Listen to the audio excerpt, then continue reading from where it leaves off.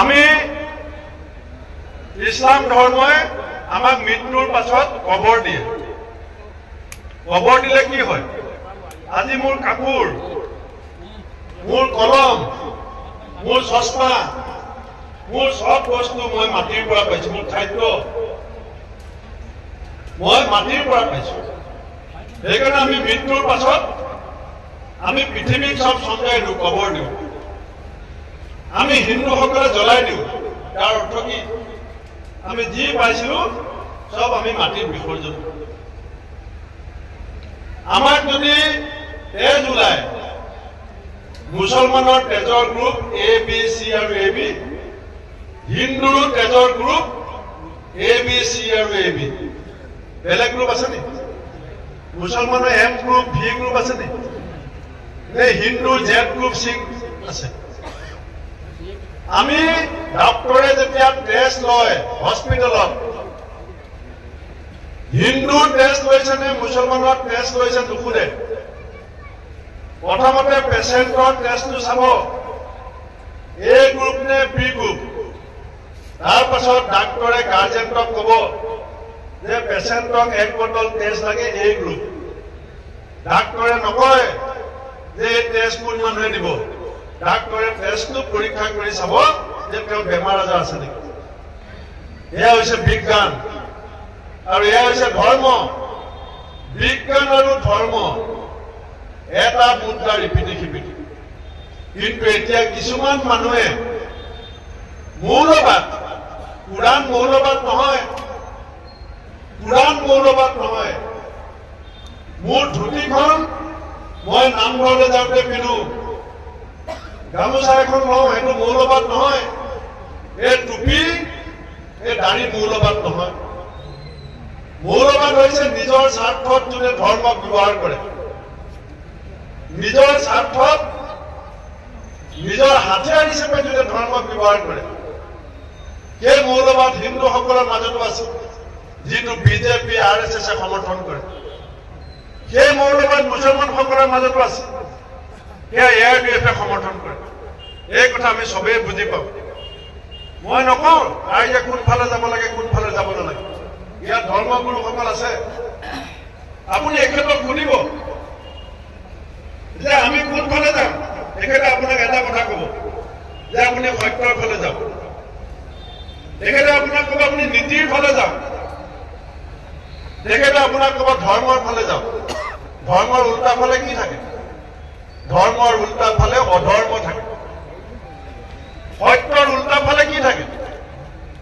অসত্য থাকে। নীতিৰ উল্টা ফালে কি থাকে? অনীতি থাকে। আমি জীৱনত কেতিয়াও নিৰপেক্ষ হ'ব নোৱাৰো। নিৰপেক্ষ কাপুৰুষৰ কাম।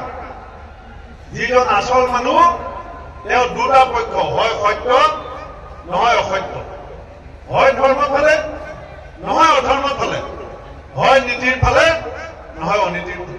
মই বন্ধুসকল বেছি কথা নকওঁ, মই এটাই অনুৰোধ কৰিম যে এয়া ধৰ্ম সভা আৰু অসমতো ভাৰতবৰ্ষতো এখন ধৰ্মযুদ্ধ আৰম্ভ হৈছে। এই ধৰ্মযুদ্ধত আমি ধৰ্ম ফালে থাকিম নে অধৰ্ম ফালে থাকিম? নীতিৰ ফালে থাকিম নে অনীতিৰ ফালে থাকিম? সত্যৰ ফালে থাকিম নে অসত্যৰ ফালে থাকিম? আমি সিদ্ধান্ত ল'ব লাগিব। আমি সিদ্ধান্ত ল'ব লাগিব।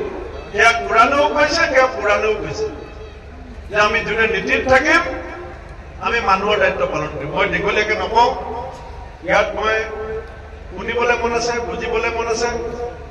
মই গোটেই জীৱনত আমাৰ যিটো দেশৰ সংবিধান, আমাৰ সংবিধানো আম্বেদকাৰ ডাঙৰীয়াই অকলে অকলে বনোৱা সংবিধান নহয়। পৃথিৱীৰ প্ৰায় 192খন সংবিধান অধ্যয়ন কৰি এই সংবিধান বনোৱা হৈছে। দেশৰ সংবিধান বনোৱাত গান্ধীজীৰ যিমান পৰামৰ্শ আছে, সুভাষ চন্দ্ৰ বসুৰ যিমান পৰামৰ্শ আছে, চৰ্দাৰ বল্লভভাই পেটেলৰ যিমান পৰামৰ্শ আছে, মৌলানা আবুল কালাম আজাদৰো সিমান পৰামৰ্শ আছে। অসমৰ মাটি অসমীয়া ভাষা ৰক্ষা কৰিবৰ কাৰণে, অসমৰ মাটিত অসমীয়া ভাষা ৰক্ষা কৰিবৰ কাৰণে অনিল বৰাও শ্বহীদ হৈছিলে, মুজামিল হকো শ্বহীদ হৈছিল। লাচিত বৰফুকনৰ লগত ঠেৰেঙা জাৰত ব্ৰহ্মপুত্ৰৰ মাজত ইছমাইল ছিদ্দিকেও অসমৰ চাৰিসীমা ৰক্ষা কৰিবৰ কাৰণে যুদ্ধ কৰিছিল। আমাৰ এই কৌটিকলীয়া সম্প্ৰীতি আৰু ভাতৃত্ববোধ আমি সকলোৱে মিলি আমি বচাব লাগিব। অকল আপোনাৰ মোৰ স্বাৰ্থত নহয়, আমাৰ ল'ৰা ছোৱালী নাতিপুতিৰ স্বাৰ্থত। মই আশা কৰিম যে ধৰ্ম সভাত আমাৰ ধৰ্মীয় এইটো মই বিশ্বাস কৰোঁ যে চাবোন দি পেলাই আপুনি গা চাফা কৰিব পাৰিব, শ্বেম্পু দি পেলাই চুলি চাফা কৰিব পাৰিব, কাপোৰ দি পেলাই চাৰ্ট দি পেলাই কাপোৰ চাফা কৰিব পাৰিব, কিন্তু আপোনাৰ আত্মা, আপোনাৰ মন চাফা কৰিবলৈ হলে আপোনাক গুৰু লাগিব। চাবোন দি আপুনি মন আত্মা চাফা কৰিব নোৱাৰে, গুৰুৰ বাণীত আপুনি মন আৰু আত্মা চাফা কৰিব পাৰিব। যাৰ গুৰু নাই, যাৰ আধ্যাত্মিক গুৰু নাই, তেওঁৰ মন আৰু আত্মা কেতিয়াও চাফা হোৱাৰ সুযোগ পোৱা নাই। মই এইখিনি কথা কৈ মোৰ বক্তব্য সামৰিছো। বন্দে মাতৰম, জয় অসম।